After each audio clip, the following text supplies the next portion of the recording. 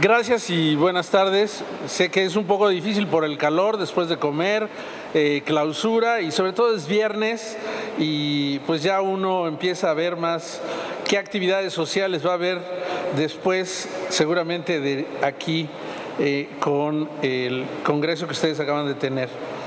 El entorno económico a nivel nacional, el día de ayer el INEGI confirmó que ni siquiera crecimos el 0.1, sino que cifras ya verificadas del Producto Interno Bruto fue el 0%. Y esto es el resultado de haber tenido una desaceleración muy fuerte en el primer trimestre del año que ha continuado en los siguientes meses. El Banco de México cada mes, durante los primeros 3 días del mes, da a conocer una encuesta que realiza entre 25 especialistas del sector económico. Estos son los resultados del pasado mes de julio. Ahora el día 2 de septiembre saldrán los de agosto, en donde ya vemos que los pronósticos en cuanto al crecimiento del Producto Interno Bruto es apenas de un 0.79. Se espera que en todo este año, cuando mucho, tengamos un crecimiento del 0.5% del producto, siempre y cuando se realice el gasto acelerado de los programas emergentes del gobierno federal. Ustedes recuerdan, la Secretaría de Hacienda dio a conocer un programa de 485,000 millones de pesos que básicamente se van a destinar a infraestructura, porque a final de cuentas el sector de la construcción ha sido el más golpeado, es el que ha tenido una caída más fuerte en lo que va del año y eso impacta a lo que es el sector secundario, que está frenando prácticamente el crecimiento que tiene tanto el sector agropecuario como el sector comercio y servicios. Ahí ustedes ven también que para el próximo año se esperaba un crecimiento de 1.47. Para que nuestro país esté más o menos, tiene que tener una tasa de crecimiento arriba de la tasa de crecimiento demográfico. El crecimiento de la población es de 2.8. Por lo tanto, para que podamos ir mejorando en las condiciones de vida de la población e ir disminuyendo esos márgenes y números absolutos de pobres, tenemos que crecer más que la población. Si no, simple y sencillamente vamos a estar manteniendo esos números. Entonces, el 1.47 sigue siendo un crecimiento muy pobre y que las expectativas de crecer al menos el 4% a lo largo del sexenio difícilmente se van a lograr. En cuanto a Estados Unidos, empezamos a ver que la economía se enfría, que después de un periodo de crecimiento muy importante en donde la Reserva Federal, que allá sí tiene un doble papel, tiene que cuidar la inflación y además impulsar el desarrollo económico, en México no, en México el Banco de México solamente tiene como mandato el cuidar la inflación. Allá lo que hicieron fue disminuir las tasas de interés. Como resultado de esto, lo que se espera es impulsar el consumo en Estados Unidos y de esta forma reactivar de nueva cuenta su economía y crecer este año al 2.4 y el próximo al 1.83. La inflación que mide el INEGI, y aquí muchas personas dicen, no, es que esa está manipulada. No, esa es la inflación general, en donde se agrupan a más de 1,200 productos y son más de 120 ciudades en donde se mide. Y hay desde boletos de avión, vehículos, hasta frijol, azúcar, aceite, que son parte de la canasta básica. El INEGI calcula inflación por ciudades y también por giro de actividades. Y si ustedes ven la inflación en los productos agropecuarios, pues ahí van a darse cuenta de por qué luego muchas personas dicen es que la inflación no es la que dice la autoridad. Que vaya y que vea cómo está el aguacate, el jitomate, la cebolla, los productos agropecuarios. Estos son los más volátiles. Si hay un buen año, las cosechas son suficientes y los precios bajan. Si es un mal año, hay sequías o inundaciones, el precio de los productos sube y eso hace que el índice inflacionario general sea volátil. Los economistas regularmente lo que utilizan es el índice de inflación subyacente. Esto quiere decir, quitan todos los productos que sean altamente volátiles o los que controla el gobierno. Si ustedes ven por qué bajó la inflación el día de hoy de la primera quincena de agosto, básicamente fue por los precios controlados que administra el gobierno federal. Y esto quiere decir que hay productos como los energéticos que el gobierno fija su precio y entonces pueden estar por debajo de su costo para mantener una inflación estable. Otra de las cuestiones que se miden es el tipo de cambio nominal y muchas veces se dice, ¿cómo es posible que si no tenemos un crecimiento, que si nuestra economía está mal, el tipo de cambio no se haya ido a las nubes? Primero, porque el que se ha debilitado es el dólar, como una estrategia comercial. En Estados Unidos el señor Trump, que ya le dio por tener guerra con todo mundo, tiene una guerra declarada con China a nivel comercial. Y una de las formas de enfrentarse, además de los aranceles, es hacerse barato, que sus productos sean baratos. Y eso se hace devaluando la moneda. Evidentemente Estados Unidos no puede anunciar que va a devaluar su moneda. Lo que hace es debilitarla en los mercados, hacerla menos atractiva. Y como resultado de esto, entonces otras monedas, como el peso, pareciera que se fortalecen.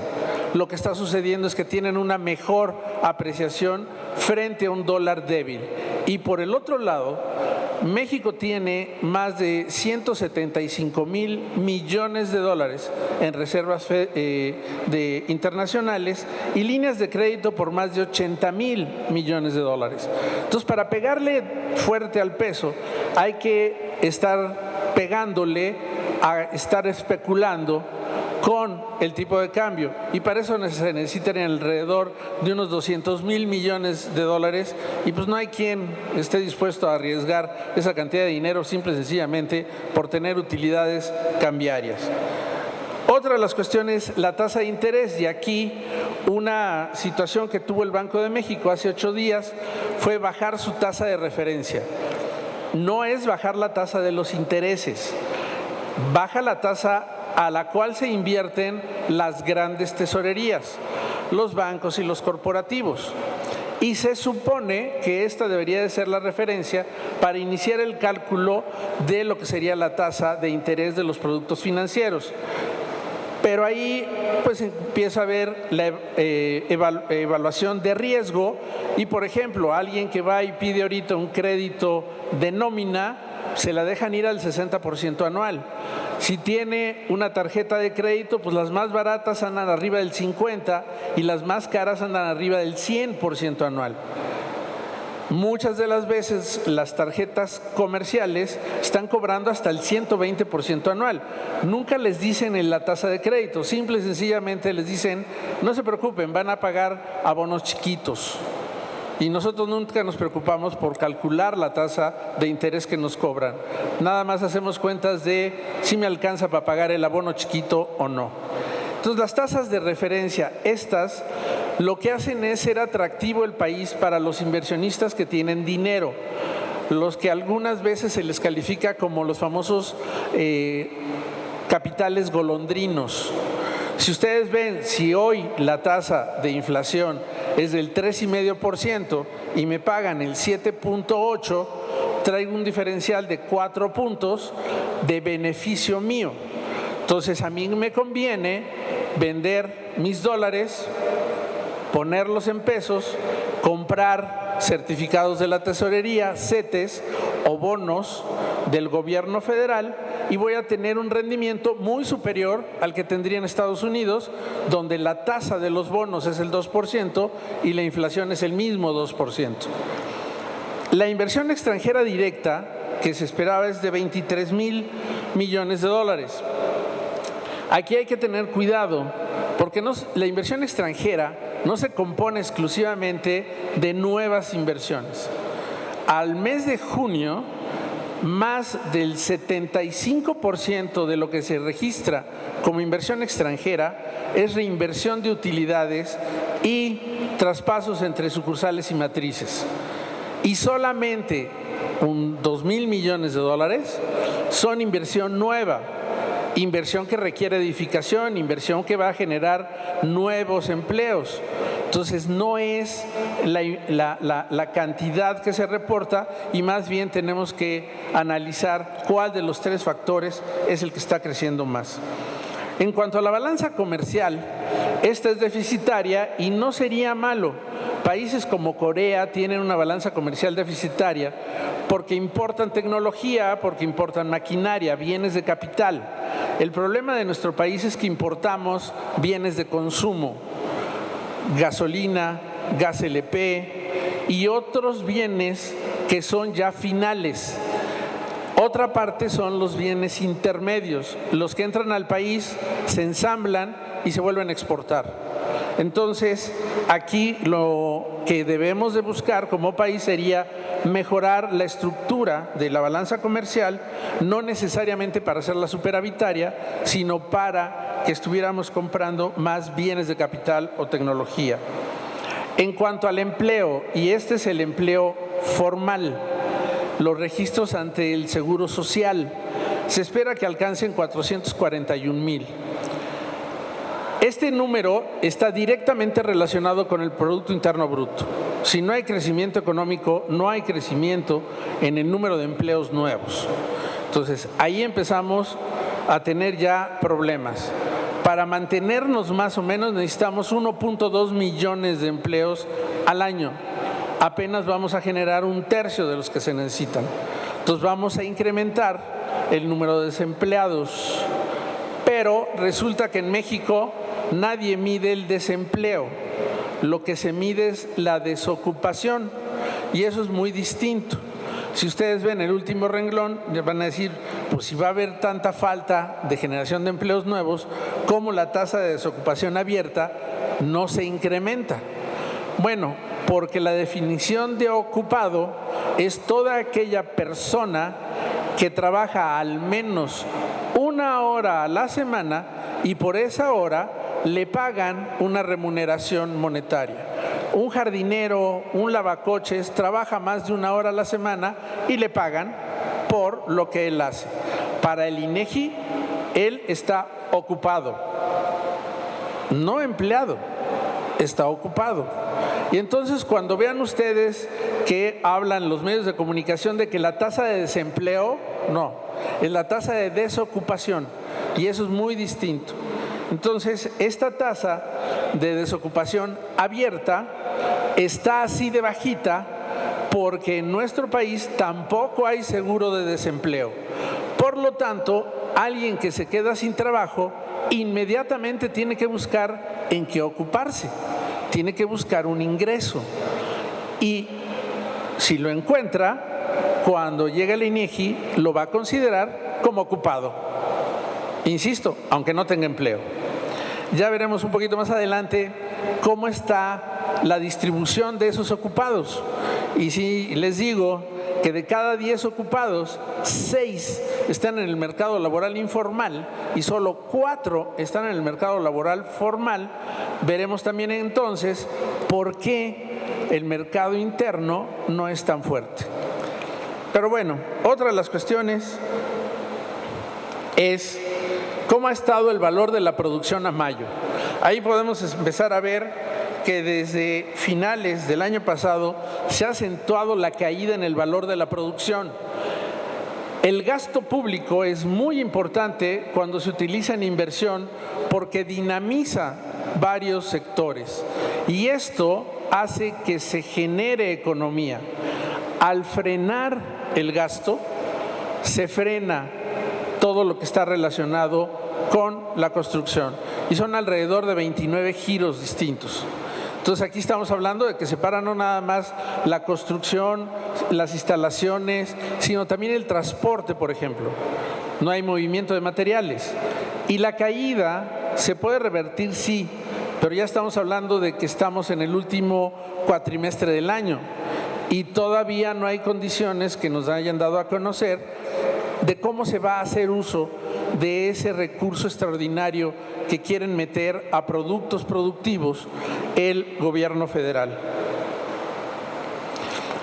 ¿Cómo andamos en la región? Y esta región que nació primero siendo la del Bajío, Querétaro y Guanajuato, después invitaron a San Luis, después fue y se les juntó Aguascalientes y Aguascalientes de repente se dio cuenta de que vecino no es ni de San Luis ni de Guanajuato, pero sí es vecino de Jalisco y también es vecino Guanajuato de Jalisco y San Luis también de Jalisco.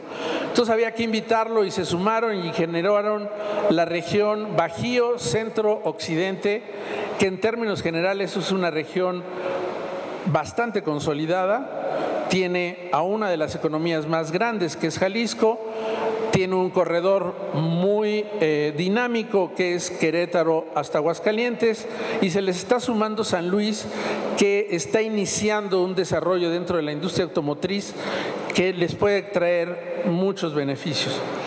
Esta es su contribución y si ven sobre el total a nivel nacional, pues Guanajuato y Jalisco son los que más aportan. Después Querétaro y San Luis y al final Aguascalientes y por simple y sencilla razón por el tamaño. O sea, Aguascalientes es un estado pequeño que si bien ha tenido ritmos interesantes de crecimiento, su aportación a nivel nacional no es tanta. Lo importante aquí es que si ven en el parte de agua, riego y saneamiento, Guanajuato es uno de los que más ha aportado a nivel nacional porque están construyendo una presa entre Guanajuato y Jalisco que puede beneficiar también a Aguascalientes en algo que es muy importante, el agua. Si algo tiene problemas Guanajuato y Aguascalientes es agua y para ser sustentable cualquier inversión se necesita tener ese recurso. En cuanto a lo que es el ramo de ustedes, electricidad, telecomunicaciones, Jalisco es uno de los que más aporta con el 6.2 y en transporte está también de nueva cuenta Guanajuato. Guanajuato está desarrollando un sistema de transporte multimodal desde Celaya hasta León, lo cual ha hecho que desarrollaran infraestructura para tener un muy buen sistema de transporte colectivo. Esto a nivel nacional, ¿cómo ha estado en cuanto a el valor de lo facturado? La variación que ha tenido con respecto de enero a mayo, ahí ven una caída a nivel nacional del 5%. El personal ocupado por las empresas ocupadas, el 3.9 a la baja en la región centro-occidente. La producción por tipo de obra, la privada ha tenido crecimiento y la pública ha tenido un crecimiento y ahorita vamos a ver por qué.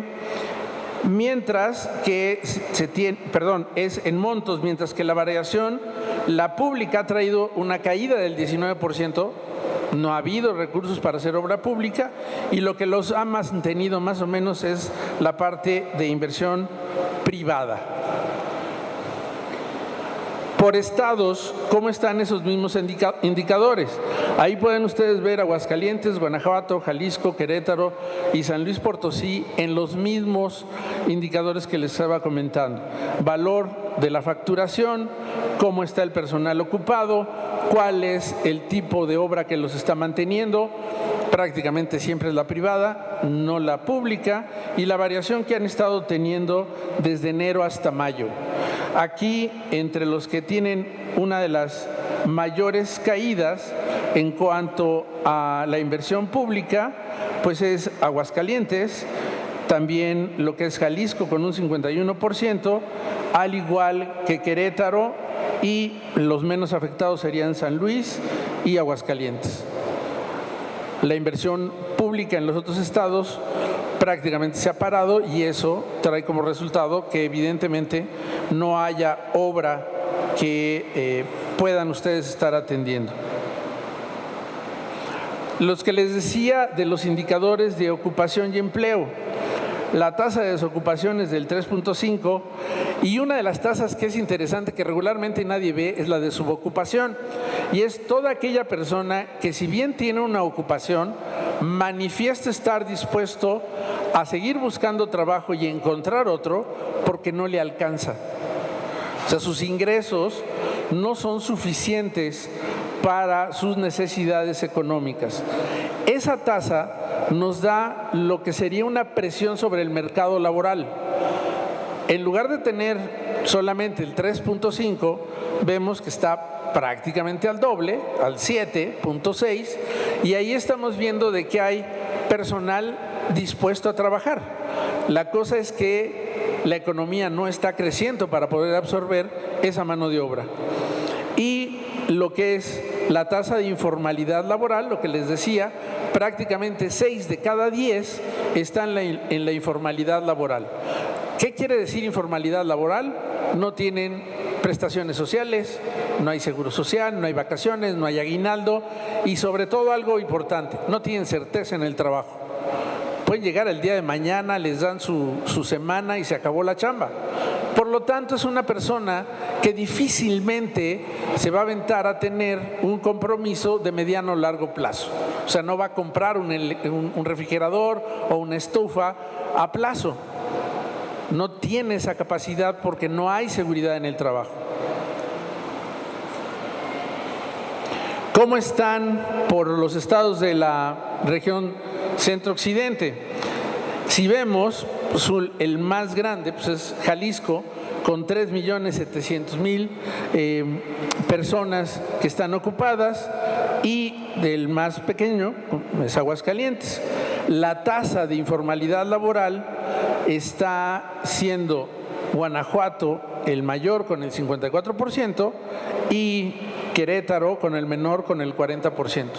4 de cada 10. A sus órdenes, ingeniero, ¿no? Bueno. Pero además, el INEGI se aventó a medir en el sector informal, el verdaderamente sector informal, porque muchas veces pensamos que el sector del comercio en vía pública es un sector informal. No necesariamente. Alguien que está vendiendo en vía pública puede estar dado de alta como régimen de incorporación fiscal, RIF, puede haber ido al ayuntamiento y pagar sus derechos para poder estar vendiendo. Los tianguistas, por ejemplo. Los que están en la informalidad, los que sí de plano no tienen ningún tipo de registro, ahí sí vemos casi hay 3 que están trabajando en la informalidad dentro de cada 100.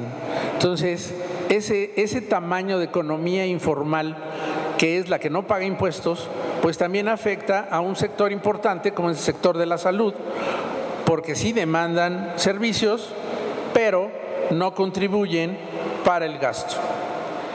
En cuanto...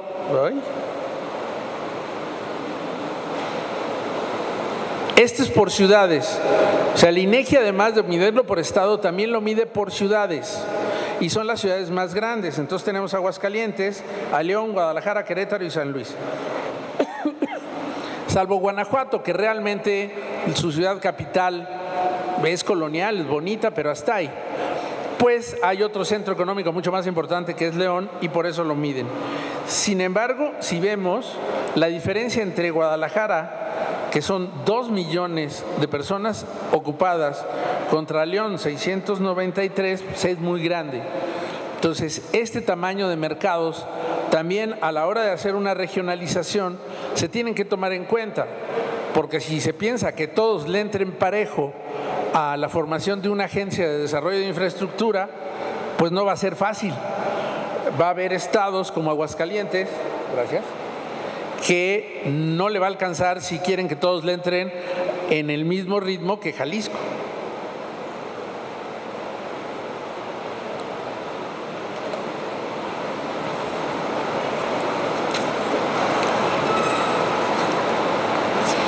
Esta es la industria de la construcción a nivel nacional. A nivel nacional, el mes de mayo había tenido una caída del 10.9 y en el periodo enero-mayo del 5.1. Aquí, si alguno se acuerda, hace como 2 o 3 semanas, o un poquito más, salieron unos indicadores de actividad económica, que no es el Producto Interno Bruto, pero da buena idea. Y resultaba que algunos estados, en particular me acuerdo del de Aguascalientes, se decía que había bajado su actividad económica y estaba prácticamente en ceros. Y la explicación, pues, ¿de dónde salía? Pues es muy sencillo. El primer trimestre del año no hubo gasolina, se bloquearon las vías férreas en Michoacán, entró una nueva administración que no le entendía cómo tenía que hacer el gasto. Y el discurso era: vamos a ser austeros y vamos a ahorrar. Por lo tanto, vamos a esperarnos a diseñar unas reglas de operación que sean transparentes, eficientes, y después vemos el gasto. Y se nos fue el primer trimestre y se nos fue el segundo trimestre. Por eso, los resultados han sido muy pobres en cuanto al desarrollo económico. Y el sector, insisto, más golpeado es el sector de la construcción. Y aquí vamos a ver datos de la región centro-occidente. Una de las cosas que de repente también muchos presidentes de organismos, no de colegios, de organismos, dicen es que el sector de la construcción es el que más registros tiene en el Seguro Social. Pues no, sí tiene un importante nivel de participación, pero si ven, en Jalisco participan con el 9% del total de los afiliados al Seguro Social, en Guanajuato con el 4%, en Querétaro con el 3%, en San Luis con el 2% y en Aguascalientes con el 1%. ¿Sí es importante el sector en cuanto a mano de obra? Sí, pero también hay que reconocer que el uso de la tecnología ha ido haciéndolos a ustedes mucho más eficientes, más rentables, porque además tienen que ser más competitivos y la mano de obra encarece el costo, porque hay que sumarle, pues ustedes están en un sector de riesgo más o menos alto para el Seguro Social y las cuotas del Seguro Social hay que pagarlas y hay que pagar el impuesto sobre nómina y una serie de prestaciones alrededor que, si ustedes tienen que abrir una zanja, prefieren una máquina que opera una persona que 4 gentes con pico y pala. Eso seguro, porque así ustedes van a poder participar mejor en las licitaciones y en los concursos. Entonces sí es importante, pero tampoco es tan importante. En números absolutos, ¿cómo estábamos al mes de julio? Bueno, si ven, todos, excepto Querétaro, tuvieron una caída de enero a julio en el número de trabajadores registrados en el Seguro Social en ese periodo. Uno de los que más lo tuvo pues fue San Luis Potosí, con el 5.80, y tiene 35,000 trabajadores en el sector de la construcción, Aguascalientes los 23 y Querétaro con 54,000. Pero, ¿y cómo andamos con respecto a otros sectores del mismo sector de las manufacturas? ¿Es atractivo ir a trabajar con ustedes o no? Mejor me espero y busco otro. Bueno, aquí la línea que está ahí sombreadita es lo que necesita una persona al mes para estar por encima de la tasa de pobreza alimentaria. Si vamos a la izquierda, son los que ganan arriba de eso y se pueden mantener por arriba de la línea de pobreza alimentaria. Y del lado derecho, los que no les alcanza. Si yo estoy en Querétaro, pues sí me conviene, soy el más alto. Dentro de su sector, Querétaro es uno de los que mejor paga. Después, si ven, sigue Aguascalientes, Jalisco y ya del otro lado se van a encontrar a Guanajuato y a San Luis Potosí. Entonces, eso de que es que los trabajadores de la construcción de aquí de Aguascalientes se van a ir a San Luis, no se crean, buscarán primero irse a Querétaro o Guanajuato que buscar irse a San Luis, porque hay mejores remuneraciones. Por otro lado, si vamos a empezar a trabajar a nivel regional, pues van a tener que ponerse de acuerdo las empresas constructoras para homologar los trabajos y los costos por ese trabajo, porque si no va a haber estados muy competitivos por mano de obra, San Luis Potosí, por ejemplo, y otros que van a ser muy caros, Querétaro. Entonces hay que, este tipo de reuniones que van a seguir haciendo en forma regional, pues tiene que trabajarse en equilibrar esos mercados y que de una u otra forma también se permita el hacer alianzas en donde una empresa que está especializada en instalaciones eléctricas, hidráulicas o de algún otro tipo, neumáticas o de seguridad, pueda participar en otros estados y mantenga esa competitividad vía salarios, que no se disparen unos con otros. Entonces, esto también se da y además, pues también nos está dando qué tan atractivo sigue siendo para alguien el irse a trabajar a la construcción.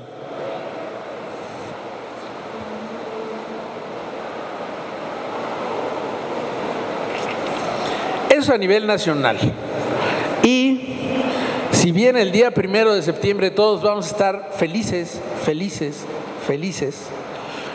y el INEGI le va a ayudar a confirmarlo, y por ahí yo les puedo decir que sí lo van a confirmar. El INEGI desarrolló junto con Infotec un algoritmo para medir el nivel de felicidad de la población de acuerdo a ciertas palabras que se utilizan en Twitter.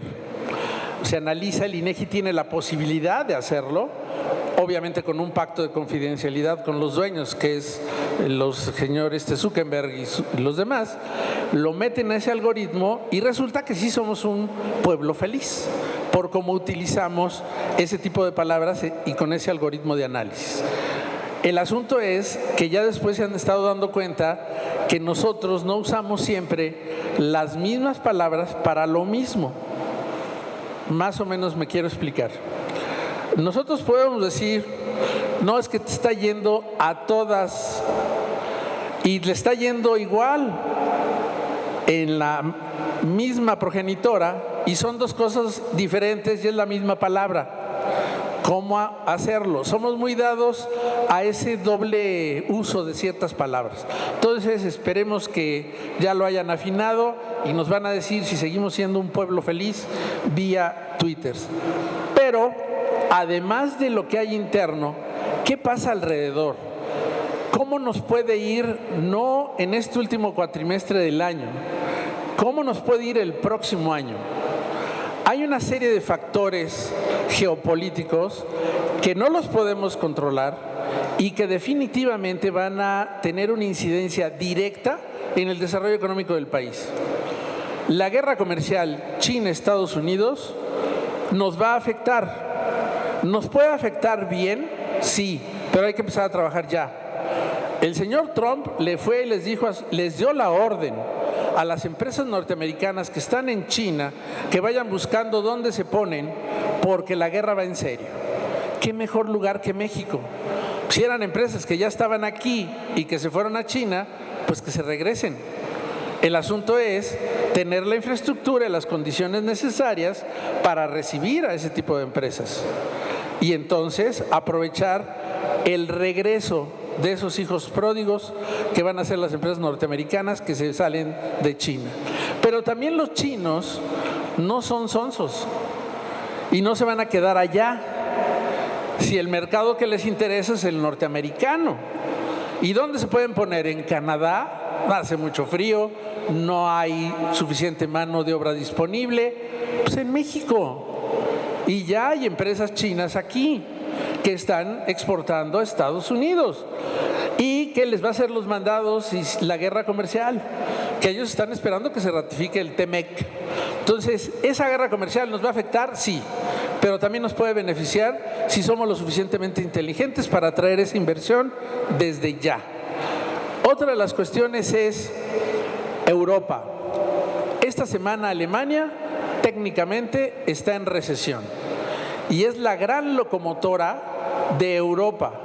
Y si le sumamos que en octubre Inglaterra se sale y va a ser esto como un divorcio no amistoso, sino de esos de los pleitos fuertes, lo más seguro es que la Gran Bretaña e Inglaterra caiga también en recesión y tenga problemas financieros y arrastre a Europa. Entonces, los mercados europeos también van a tener problemas. ¿Qué más está alrededor de todos estos conflictos? Parte es el Medio Oriente, problemas geopolíticos con el petróleo. Siria sigue siendo un problema, ahora ya se sumaron los palestinos y los israelíes, y todo esto a final de cuentas son condiciones de inestabilidad que tenemos que empezar a ver para reforzar el mercado interno, tener una base sólida de crecimiento y buscar áreas de oportunidad que van a dejar esas víctimas de estas guerras. Cuando se salga Inglaterra de la Unión Europea, va a necesitar alimentos, medicinas, partes automotrices, y México puede tener rápido un acuerdo comercial con Inglaterra y poder suministrarles parte de todas esas necesidades que van a tener. ¿Qué va a pasar con Medio Oriente? Lo más seguro es que el crudo siga siendo un atractivo en cuanto al nivel de precios, pero tampoco es algo que nos pueda dar para mucho tiempo, porque es un recurso no renovable y se acaba. Entonces tenemos que usarlo de la mejor forma. Y aquí viene la otra parte, que era de la plática, es la seguridad energética. Si nos peleamos con el que trae el gas natural y los ductos para echar a andar las plantas de ciclo combinado en el sureste, ¿qué empresa va a querer ir allá si no tiene asegurada el suministro? Si hoy Aguascalientes tiene ya 2 parques muy grandes fotovoltaicos y tienen espera otros 3, pero no hay ya certeza jurídica, lo más seguro es que no se hagan. Y Aguascalientes tiene una ventaja en la región, junto con San Luis, que aquí sí el impacto ambiental es aceptado, porque no hay quien crezca en el llano o en San Luis en la parte desértica, pero Guanajuato no lo puede hacer porque la mayoría de su superficie está clasificada con nivel vegetativo importante.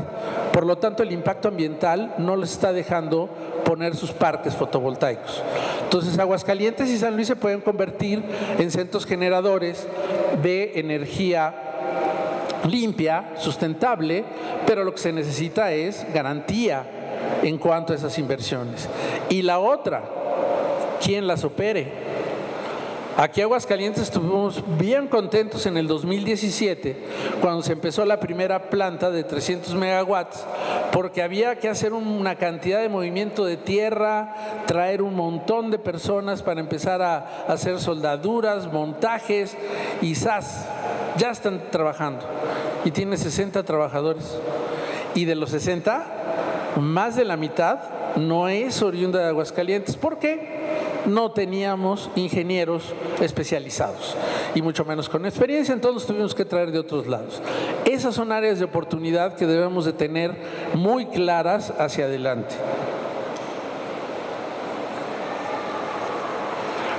¿Por qué la tasa en Estados Unidos la bajaron? Porque ahí pueden empezar a ver cómo nos fue a nivel de manufactura. Iban creciendo muy bien y de repente bajaron. Resultado de las guerras, o sea, ya no hay un mercado de 600 millones de chinos que me pueden consumir productos, pues ¿para qué sigo produciendo si no hay otro mercado de volumen? Entonces empezó a caer la economía norteamericana. ¿Qué se necesitaba? Reactivar el consumo. ¿Cómo? Haciendo atractivo el crédito. Los gringos así son, les encanta el crédito. Entonces bájenle la tasa y van y compran. Y eso se supone que iba a reactivar su nivel de producción. Este es el resultado que se tuvo. Si ven, fueron subiendo las tasas de interés en Estados Unidos mientras estaba calentándose la economía, pero luego tuvieron que empezar a bajarlas.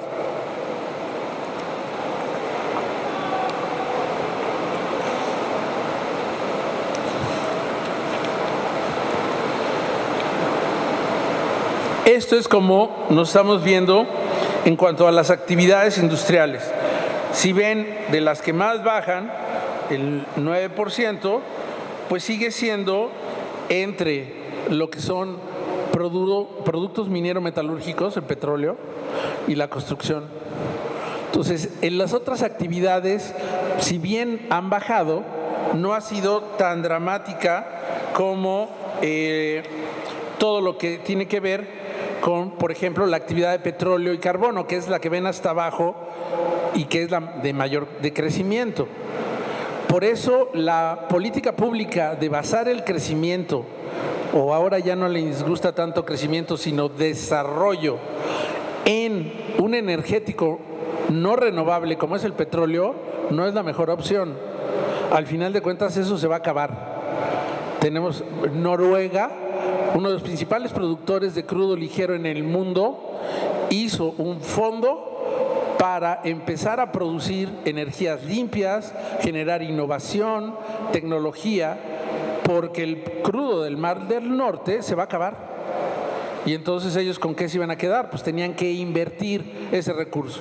Los mismos países árabes ya están empezando a hacer un cambio en su modelo de desarrollo económico para empezar a desarrollarle más por el lado de innovación, tecnología, meterle mucho más a la parte de manufacturas 4.0, los vehículos autónomos, que difícilmente en nuestro país van a circular. Vean ustedes, manejen en cualquier carretera de este país y vean si alguien que no tiene vista va a poder circular por ella sin caer en un bache, sin que se le atraviese un camión de izquierda a derecha, en fin. O sea, esos están diseñados para otro tipo de circunstancias. Pero aquí los podemos armar, igual que los eléctricos. Para Aguascalientes y en particular la región, porque hay que recordar que Guanajuato y Aguascalientes tienen en total 5 marcas de automóviles: Honda, Mazda, General Motors, Chrysler, Nissan, Daimler, están en ese corredor. ¿Y qué es lo que está pasando? Que no están vendiendo vehículos ligeros. Entonces, ¿cuáles son los más afectados? Aguascalientes. El 26%, la empresa que está aquí de vehículos ligeros, ha caído sus ventas domésticas el 26%, nada más. O sea, está atascado de vehículos terminados porque hacen uno cada 50 segundos, pero no se vende uno cada 50 segundos. Entonces sus almacenes, sus inventarios están altísimos.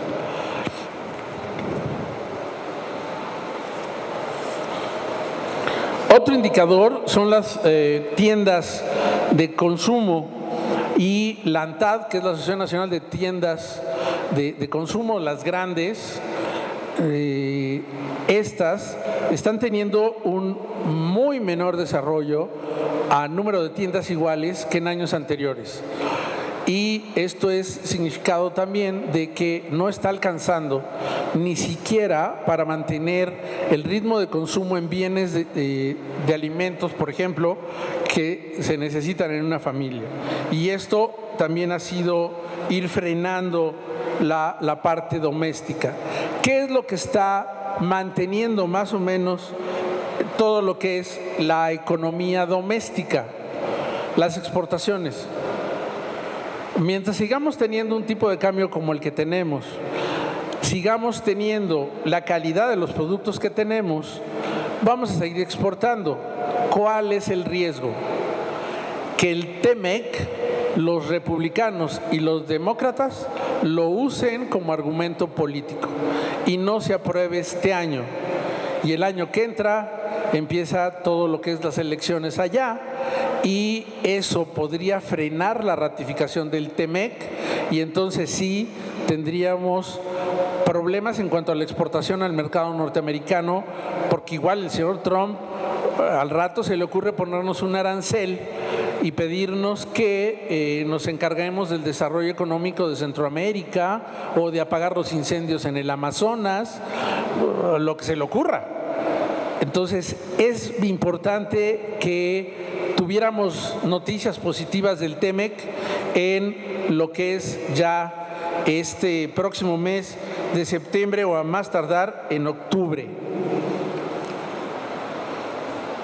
Esta es la inflación que les decía. El INEGI se los puede dar como lo quieran, por tipo giro de producto, por ciudad, al productor, al consumidor, y usar esa información. Regularmente el único que conocemos es el índice de precios al consumidor y con eso nos vamos. Y no, por ejemplo, el índice de precio al productor regularmente es más alto que el precio al consumidor. El acero, el cemento, la parte de instalaciones eléctricas lo mide el INEGI, pero lo mide en el índice de precios al productor. Entonces, son información que está a la mano y que nos puede ser muy útil para la toma de decisiones. Otra de las cuestiones es el tipo de cambio que les decía, y usamos uno que se llama el FIX. Ese lo determina el Banco de México y la Secretaría de Hacienda, y si empieza a haber variaciones importantes, lo que hace es se reúnen el comité cambiario, que nada más son dos, es Hacienda y el Banco de México, y toman la decisión. Si está viendo presionado el tipo de cambio, digamos si anda ya arriba de los 20 pesos con 15 o 20 centavos, se juntan y determinan vender dólares.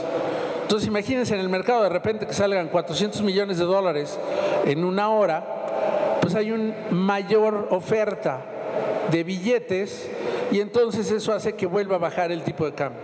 Entonces el Banco de México y Hacienda tienen esa gran posibilidad de usar 180,000 millones de dólares para estar regulando el tipo de cambio. ¿Cuándo lo hacen? Si el tipo de cambio empieza a afectar la inflación, como les decía, somos deficitarios en más de 10,000 millones de dólares en importaciones. Si empieza a pegarle a la gasolina, al gas, y eso le pega a la inflación directamente, lo que hace Banco de México y Hacienda es meter dólares al mercado y volverlos a bajar. Y por eso vemos que el tipo de cambio más o menos se ha mantenido estable, salvo algunos picos que se dieron cuando hubo anuncios un poco difíciles por parte del gobierno federal. Esta es la producción industrial. Y si ven, en el último tramo, en los últimos 3 meses, las caídas han sido muy, muy importantes. Es 5.8% en minería, el 6.2% en la construcción, las manufacturas el 0.4%, y lo que es electricidad y agua aumentó ligeramente a nivel país en el 1%. Entonces, como vemos, las condiciones, si bien no son las mejores, tenemos algunas áreas de oportunidad para poder mantener un cierto nivel de crecimiento positivo. Es importante el tener unas reglas claras de operación y que el gobierno federal tenga mayor oportunidad en el ejercicio del gasto público. Va a ser muy importante el empezar a trabajar desde el 1 de septiembre con los diputados federales de cada una de las localidades para conocer cuál va a ser el presupuesto de egresos que va a presentar la Secretaría de Hacienda durante el mes de octubre. De tal forma que desde ahí, porque ahí viene ya el desglose, cuánto le va a destinar de gasto público el gobierno federal a cada uno de los estados.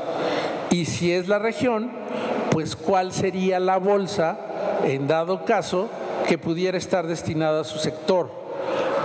De hecho, en la publicación de lo que es el gasto anual, en el anexo de cada entidad se establece exactamente qué cantidad y a qué obra se va a destinar el recurso. Si es para la conservación de una carretera, si es para la instalación de una planta de ciclo combinado, si es para tener nuevas subestaciones para colgarse de ahí las nuevos desarrollos que ojalá y se den de plantas fotovoltaicas, y de esta forma ya poder ir planeando desde ahora cuáles serían las actividades que tenemos que realizar para aprovechar esas oportunidades que se den el próximo año. Entonces, si tuvieran alguna pregunta, estoy a sus órdenes. Muchas gracias por su atención. Realmente espero que haya sido del agrado de ustedes y que tenga datos que para ustedes les puedan ser de utilidad. Gracias.